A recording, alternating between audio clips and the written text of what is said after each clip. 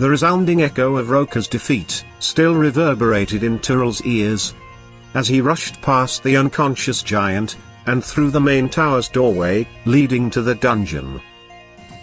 His heart pounded in anticipation, the desire to free his comrades igniting a fire within him. Yet, as he descended the worn stone steps and the dungeon came into view, his heart dropped.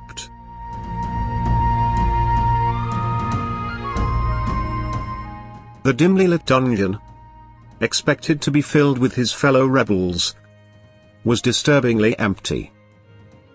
The usually echoing clang of chains and whispered hush of hopeless prisoners were replaced with a deafening silence. The unbound warrior stood still, shock registering in his widened eyes. The anticipation he'd felt moments ago was rapidly replaced with confusion and growing dread.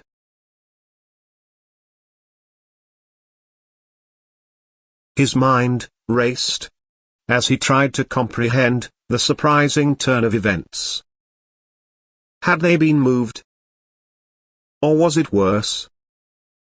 Had King Rose found out about his plan and eliminated them?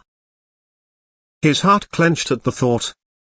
Fear seeping into his veins.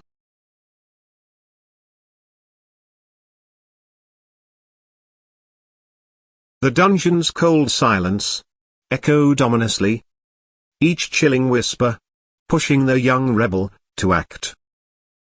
Despite the bitter surprise, he didn't hastily retreat. Instead, he moved further into the vast emptiness, his keen eyes scanning every dark corner, every haunting cell. There had to be some hint of what had happened to his comrades.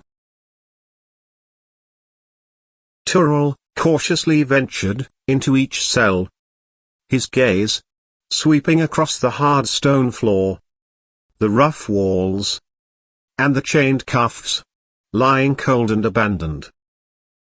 He found no signs of violent extraction, or telltale markings of mass removal. The muscular fighter walked resolutely towards the center platform, his mind flooded with memories of his own brutal past in this hellhole. The pit, where he was hoisted in chains after being ensnared in the trapdoor below, remained eerily the same. It was a stark reminder of the injustice and cruelty within these walls.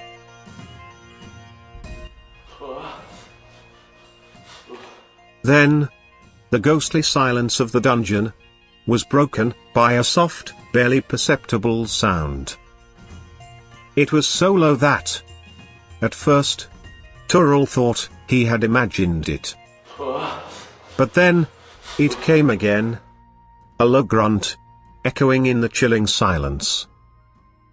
He stilled, listening intently, as the noise grew louder, clearer. A man's voice, twisted with pain, emanated from the shadows. The young fighter's heart pounded hard as he raced towards the source of the sound. It came from the farthest cell, a corner, hidden in the dungeon's shadowy recesses. As he neared it, he was enveloped by an almost tangible darkness. The grunts grew louder, interspersed with pained groans. There was someone here. Someone still alive amidst the desolation.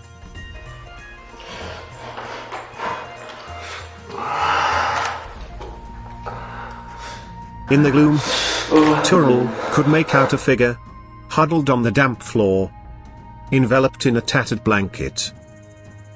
The reality of what had transpired here hit him like a punch to the gut, rendering his thoughts heavy with guilt and urgency. Summoning his resolve, the brave savior stepped into the cell.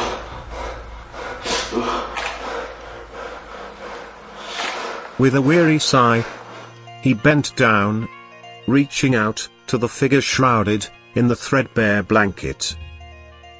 This wasn't the triumphant rescue he had envisioned, but it was a start. He would free every last prisoner from this hell, and then bring down Rose's brutal regime. The thought brought a fierce determination to his eyes as he prepared to lift the figure. It's okay. I'm here to help. He whispered into the darkness, his voice a beacon of hope amidst the despair.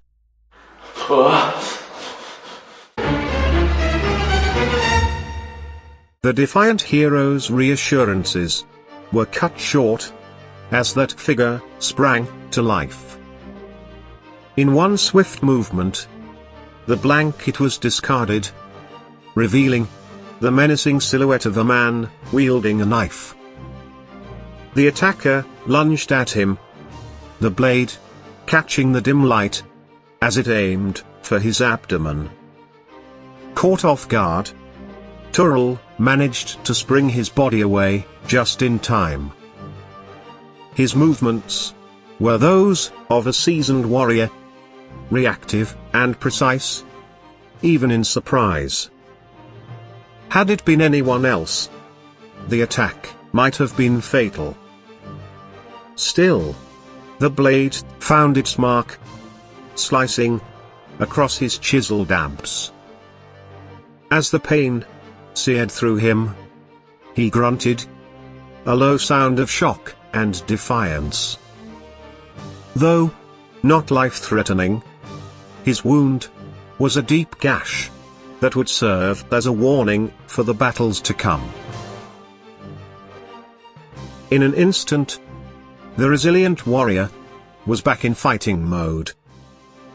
The shock gave way to a rush of determined energy, allowing him to push aside the pain. His instincts took over, sharpening his senses and focusing his mind. His attacker was no slave, but a guard masquerading as a prisoner, a deception that further fueled his resolve to prevail. Turul caught the attacker's wrist on the next lunge with a lightning-quick reflex. He twisted it sharply, the sudden pain causing the guard to drop the knife. It clattered to the stone floor, but the muscular fighter was quicker. He picked it up, slashing it across the guard's chest, before deepening it into his abdomen. The guard groaned, a pained and shocked expression crossing his face, before he slumped to the floor.